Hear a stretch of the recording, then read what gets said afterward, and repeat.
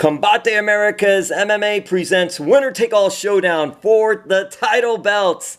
Tito Ortiz versus Alberto El Patron, WWE alum Alberto Del Rio. Which side are you on? Legendary icons put their title belts on the line in historic and unprecedented MMA showdown live on pay-per-view on Saturday, December 7th from the Pain Arena at the U.S.-Mexico border in Hidalgo, Texas.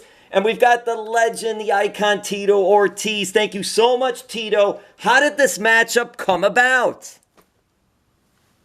Well, I think Alberto Del Rio chose his opponent, and he chose me, so I think he bit off a little more than he could chew. Combate America, they came to me and they said, we have a fight for you. And I said, who? And they said, Alberto Del Rio. And he made me laugh. This guy really has a big enough balls to call me out. Well, it's going to be a quick night for me. I'm going to take him out really, really quick. I can't wait. I've put in a lot of work for this fight, but, you know, I don't want to count my chickens before they hatch, so I got to make sure I do the work, be diligent, and just work as hard as I've always have through my 22-year career. Tito, do you know whose idea also was to put up your UFC title against his WWE title? That was my idea. I had to make it interesting. I had to get something for me to kind of work hard towards. You know, I've always wanted to be a WWE Heavyweight World Champion. So here's my chance. I've been UFC 5-time defending World Champion, and yes, it is two different sports, but still you got to work your butt off. You got to do all the PR. You got to have a big fan following to make them love you to become a champion. And how I became a champion is hard work and dedication. And I have an opportunity to take a belt. I think my kids will love it. My kids are huge WWE fans. I'm a huge WWE fan. Not only just place it next to all the rest of my title belts, but I think I'll leave it in my boys' room for a few weeks or months just so they can enjoy it themselves. Well, you mentioned WWE, and I'm wondering, do you have any favorites right now, you and your kids? Well, of course, Rey Mysterio. He has always been one of my favorites. You know, I've been a fan of Brock Lesnar to a certain extent. You know, he's an amazing amateur wrestler, of course, world champion. And, of course, the Hulk. Hulk Hogan has always been my number one. He's been the guy who I've always loved and inspired to be through my career of MMA. And Dwayne "The Rock" Johnson is another guy who I've watched as a kid growing up. But, you know, guys nowadays, it just seems like they're not cut out for it. But Brock and Rey Mysterio are the guys I watch all the time. But I guarantee you, if I put my kids on the line, they can give you everybody on the roster. And I want to get back to the fight, of course, but I do want to ask you this then. Do you still have aspirations of pro wrestling? Yeah, they came to me for, you know, the right opponents, for the right reasons. I would love to. I think it would be fun. I think the fans would love it. I would love it. It would give me a different, you know, I think a different expertise that I know so well in amateur wrestling. I know a little bit about pro wrestling, and bring mixed martial arts in it also. Kind of bring a little reality to it. But I think they're afraid of it. I think all the wrestlers are afraid that I'm going to hurt them. So I don't know, man. We will see in the soon future. Yeah, because it was interesting because Cain Velasquez was just with Rey Mysterio in his corner and got involved with WWE. So there is that crossover element that's been there, especially the last several years. Yeah, you know, you got to be good on the mic. You got to look good for camera, and you got to be able to sell a story. And I've been selling my story for 22 years of mixed martial arts, and I've been doing it on the real side of it, the side where hard work and dedication. I put my life on the line after surgery, and I get there and fighting against another person, fist, punches, elbows, knees, submissions. But to be able to do it on a different level where, you know, I have to be on the mic and, you know, be a present on camera and be a present in the ring in general. I think I can do that hand over fist, no problem. Well, I don't think anyone would second-guess you, Tito. You're an Ultimate Fighting Champion, Hall of Famer. You've done it all in the business. You've done other things outside of the business. You even had stints with professional wrestling. But to this fight, Alberto has some MMA in his background. It was a while ago. Does that give you any type of advantage because he's been out of it for so long? Of course it to give me an advantage, but I know he's been training since the beginning of the year, so he's taking this fight very, very seriously. I mean, you can look at his body structure. He looks like he's in really, really phenomenal shape. And I don't want to take nothing away from him. I don't want to see his weaknesses. I want to go at his strengths. And one thing, his strengths are my strengths. So he comes from a wrestling background. I come from a wrestling background. You know, he wrestled for the Pan Ams, but you know, I wrestled Division I, and I haven't stopped. I've been still doing this sport, mixed martial arts now for 22 years nonstop. He's taking a big break. Taking that big break is not a good thing to fight somebody who's been fighting every single year. So, you know, like I said, I don't like to look at it. This is an easy fight. I look at it. I got to train hard. I got to put in the hard work and dedication as I do every one of my fights, and that's why I started this camp. This will be week 16 for me, so I've been at it for a long time already. You know, I got another month left, and I'll step in the cage and do what I always do, and that's punish my opponents. Is this the same regimen then that you usually go through for a fight, or has there been a longer training process for this one? My last fight when I fought Chuck Liddell, I put a little bit more of a camp into it because that's how much the fights mean to me. I mean, every fight means the world to me. Every fight I put my heart on my sleeve. I mean, I wear my heart on my sleeve like no other. I mean, I've been doing this game for such a long time, and I want to make sure that I'm prepared physically, mentally, emotionally, and just go in there and just kill. Kill or be killed is what they say. And with this fight against Alberto Del Rio, that's my train of thought. So I got to make sure I put in the work. I'm not looking past about not doing my road work. I'm not looking past not doing my sparring, my wrestling, my jiu-jitsu, my weight training.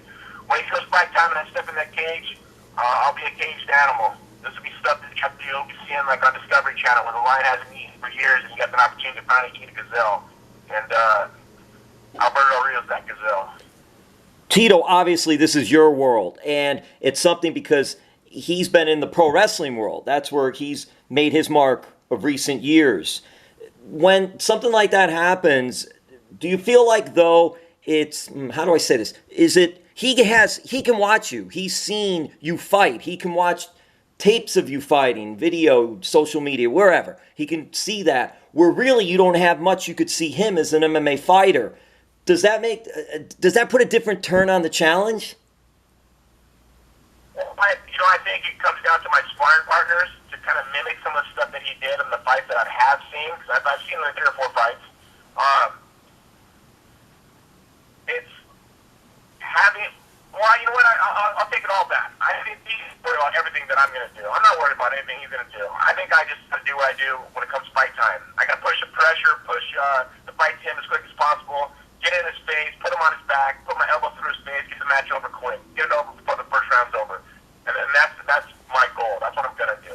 I'm not worried about what I expect that he's going to do. And yeah, he can be sporadic and he can be goofy on some of the punches, but these matches could be won by one punch. And if I come out sloppy and come out of position and don't see a punch that hits me, those are the punches that people lose on, and I can let that happen. So I got to make sure I put in the work. I'm putting in the work, and on December 7th, I'm going to get my hand raised once again. Just control what you do and do your thing, and that's really just the emphasis is right there for you. Access TV is on board now with Combate Americas MMA. What are your thoughts of how that impacts Combate Americas? You were part of the press conference, I believe. Am I correct on that? Yeah, yes, sir. I think the impact that it has on Combate Americas is giving an opportunity for all these champions and for younger fighters across the world who signed up with Combate Americas to be seen here in the nation. It's huge, and it's seen worldwide. I think they're going to have 36 shows throughout the year, so they'll be doing a lot of shows, and it just gives an opportunity to expose the fighters for the champions that they are, and for the champions for who they are. And this is a great opportunity. It just shows that Combate Americas is just a growing brand. And with that growing brand, and Campbell McLaren, who was one of the originators of the UFC, founding the UFC. What are your thoughts of Campbell, and expand too on Combate Americas and being involved with them? With Campbell McLaren, he's been an amazing guy. Everything he said, he kept his word, and that's what I really fall upon me and say one thing and then do something totally different. Campbell's been a guy, he's been straight up. If he can do it, he can do it. If he can't, he can't. And honestly, it's huge in the sport. As a promoter, to be honest, is very, very important to fighters because, this is all we have sometimes. A lot of fighters, this is all they have. And with Combate America, I think Campbell's doing an amazing job, not only just promoting, but giving the fighters an opportunity to do what they love, and that's mixed martial arts. And not just in the male gender, but also in the female gender. As the co-main event for this is the first women's 115-pound 150-pound weight championship. The women have made great strides in MMA and pro wrestling combat sports. And to have that bout on the card, this is really a really solid card. They've just announced 2 more matches today. So from top to bottom, it's going to be a really impressive card on December 7th live on pay-per-view. And it's just going to be a great event headlined by you and Alberto El Patron, Alberto Del Rio. I'm curious because he's stepping more into your area. He's stepping more into your cage, your octagon. Could we someday down the road see you stepping into his ring and a pro wrestling match between you two? Yeah, I'm down. If he's willing to lose twice, I'm in for it, no matter what. I'm going to give my heart and soul when I compete, no matter what. That's the way I've always been. And, of course I'm willing. I'm always willing to give someone a chance. And we mentioned Access TV, and I know now Access is also home of Impact Wrestling, which is a place you have some history. And what a time when you were there. I mean, I wrote down some of the people that you got to work with, and they got to work with you too. But like Kevin Nash, Bully Ray, Kurt Angle, AJ Styles, Jeff Jarrett, and then also you had some interaction with Hulk Hogan. What was that time like for you? I believe 2 different times with Impact Wrestling, Dixie Carter, and being a part of that group. Well, Dixie Carter is a wonderful woman. She gave me a great opportunity, and I loved it. As I say, from a WWE fan, to get that opportunity to be inside that square circle, it was amazing. It was just something that I attracted to, that I liked and I loved. AJ Styles and Jeff Jarrett, I did their match, and I punched Jeff Jarrett in the mouth because he put his hands on me, and that's what happens, man. That's the way the ball rolls sometimes. And AJ Styles became the champ, and he went on to WWE and become an icon. But I got an opportunity to meet an icon, Hulk Hogan. And let me tell you, the similarities in my life to some of the things that he was telling me about was just amazing. It shows that hard work pays off, that we're all living this American dream, and we got to be lucky to live in here in the States. I got to sit down and talk to him for a good hour and a half. And it was just a dream come true. It was one of my childhood idols. But at the same time, it was a man with another man. We just had some great conversation. He was a true gentleman, and someone who I looked up to a lot. Well, Tito, knowing the big fan that you are of professional wrestling and being involved in it, you got to see how hard they work and how hard they train and what they have to do. So does that also lend itself to this matchup coming up with Alberto El Patron? That, hey, it's not just a pro wrestler. This guy's a fighter. This guy's an athlete. Am I on the right track there in that thought? You're exactly on that track, and that's why I started my camp 15 weeks ago. I don't think of all of a sudden it's a pro wrestler and it's going to be an easy fight. No way. Alberto has a background in amateur wrestling. Alberto has a background in mixed martial arts. Alberto is serious about this fight. He moved his family he moved himself away from his family in San Antonio to Arizona, so he's away from his family. A man to sacrifice his family to something he believes in is a dangerous man, and that's why I've taken it so seriously. This fight means the world to me. It means my world championship belt that I have from UFC. It means my legacy. It means my name. It means everything I've worked for the last 22 years pans out to this one fight, and I'm willing to put that sacrifice on the line. I'm willing to sacrifice everything for it, and I just hope Alberto Del Rio is ready. I'm vicious. I'm just a trained animal, man. I've been working in this business long to let someone come in and take my belt from me, to take my name from me, to take that legacy from me. So if Alberto says half the stuff that he says is the best how good a shape he's in, it's going to be a tremendous, exciting fight. And let's see how much of a beating he can truly take. We're going to wrap this up, Tito. Thank you so much for the time. There were a couple other things I want to touch on before we go. Dusty Rhodes, you got a chance to work with the legend, the icon. He's done so much in the business. He's helped so many. What was your interaction like with Dusty when you were with Impact Wrestling? I got the opportunity just to talk and meet with him for a little bit, not for a long time, but he was an amazing man, really, really genuine, and to have someone like that you kind of look up to kind of say, yeah, I've been a fan of you for a long time. It is just, I don't know, a blessing in disguise, or just kind of respect value that's given there from one entertainer to another. I've been able to meet a lot of great people in my life, and that is for sure one of them. It's amazing, Tito, when you think about it. I mean, I don't know, you're still doing your thing, and you're doing a lot of different things, but to think of all the fighters you fought against, and then also in pro wrestling, who you've worked with in the ring in certain aspects, refereeing or angles, whatever it is, it's some who's list. I don't know who can stack up with that list, the people that you've been worked with and involved with, man. That's such a great credit to you. And I got to ask you this part. Pro wrestling and MMA, we've seen some crossover in the past where MMA have gotten involved with pro wrestling. Now we're seeing more pro wrestlers getting involved in MMA. Does that surprise you at all? What do you think of that nowadays, that both factions are going back and forth and crossing over one into the other? Well, I think it kind of just goes hand in hand, man. At the end of the day, we're all wrestlers. At the end of the day, we all like to entertain. At the end of the day, we like to put on a show for our fans, and that's what we do. And it's scary being a fighter because it's the most loneliest sport in the world. You don't know who's going to win. You can be confident as hell, and all of a sudden you lose, or you couldn't be confident and you win.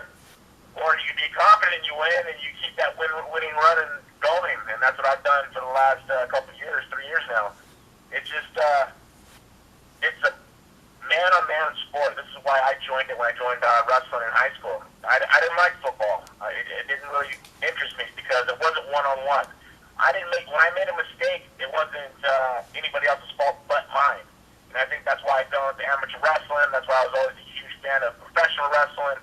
And that's why I got into mixed martial arts, because I had to prepare for each and every fight. I had to do the hard work. I had to do the running, the weight training, the jiu-jitsu, the wrestling, the kickboxing, the boxing, the sparring with wrestling, jiu-jitsu, the sparring, all in general. It's hard work. But it's me who does that stuff. I put the rigorous time in by myself. Either ridicule I get from fans or the positive reinforcement I get from fans. I still have to do it to support my family, support my kids, support myself. I was a kid who came from nothing. I mean, I came from the streets, and I've been able to be very successful and give my kids everything I've always wanted as a kid. And love is number one. And being present for my children is really, really important. And I've been able to do that and be a great father towards my kids. Like I said, my children are my number one, man. They say the legacy of a person should be their career. Well, I say the legacy of myself is my children. That is my legacy, is my kids. That's a mirror of myself, my children. And I keep that dear to my heart. And you pass on that to them and then see what they do in their lives, and they can pass that on to their children, and that's very important. And Tito, so let me let you get going. Brock Lesnar, Bobby Lashley, Jack Swagger, Jake Hager have all done very well in MMA. And I'm wondering if that lends itself to more MMA fans, more MMA people respecting the pro wrestlers? I hope so. I think Brock Lesnar really put a hammer down on the nail, man. He came in and he won the heavyweight world championship. Jack Swagger's been doing great at Bellator. Bobby Lashley did great at Bellator also. But Brock has really set the tone for the professional wrestlers to make the crossover. And the fan crossover, it's there.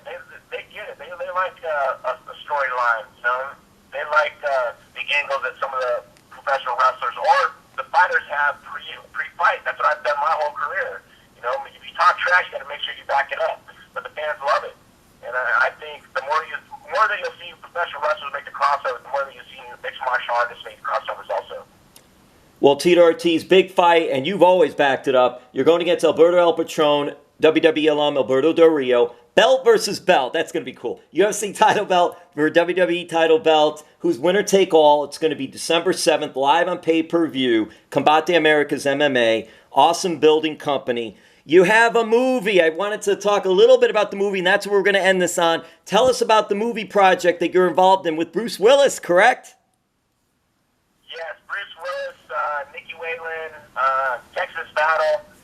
We shot a film in Puerto Rico, and it was a huge learning experience for me. I mean, of course, coming from the fighting realm, being behind camera is normal, but trying to find a role that I could fit into is easy being the fighter or the wrestler, but to be a police officer who was trying to get his way no matter what and chasing this girl through the hospital, do some very vicious things.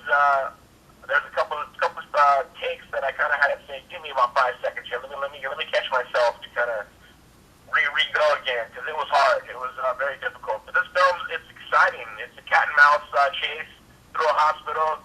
This girl who plays Madison, who plays Nikki Whalen, she actually has a chip, and me and my police officer friend, we chase her through the hospital, and we try to get her. And we do everything possible. And this girl will not give up. And it was great to work with Bruce Willis. He's an amazing man. But Mac Exkatskian, I'm not saying his last name right. I don't have pronunciation of his name correct exactly. But Matt was an amazing director. He took me aside on a few of the takes. And he's like, Tito, this is what I want. And he would say, cut. All right, let's try it one more time. This is what I want. And he directs me the right way where I got the parts great. So I can't wait till the film comes out. It's going to be amazing. Cat and mouse chase game. Bruce Willis is in the film. Nikki Whalen's in the film. Texas Battle, who plays my partner, is in the film also. So it's going to be an amazing film. It was just great to work with those people because I learned so much. And then acting is something in my near future, that's for sure. And that would be awesome. And I could see a Fast and the Furious, a Hobbs and Ortiz, maybe Dwayne The Rock Johnson and Tito Ortiz teaming up. That would be a dream come true. You know, Dwayne has done an amazing job with his career, and you know, he's an icon. He's always been an icon. He's always been the first and always people champion, a guy who I look up to. It just shows that hard work pays off, and anything's possible in this world as long as you stay humble and honest. And I've met Dwayne on a few occasions. He's the most humble, respectful person I think I know. Tito, thank you so much for the time. All the best with everything. Awesome, I appreciate it, man. Of course, to all my fans, they can go to my Instagram. That's Tito Ortiz 1999. Click the link on there to watch my YouTube channel. It's called Tito Ortiz Uncaged. We've got a new episode coming out every week. Don't miss it. You can follow my training for this fight up to the Del Rio fight, and some family kid stuff, some fishing stuff, just things that kind of have a transparent life for all my fans. So check it out. Tito Ortiz 1999 on Instagram. Multitasking, sir. Thank you so much. I appreciate you, man. Thank you.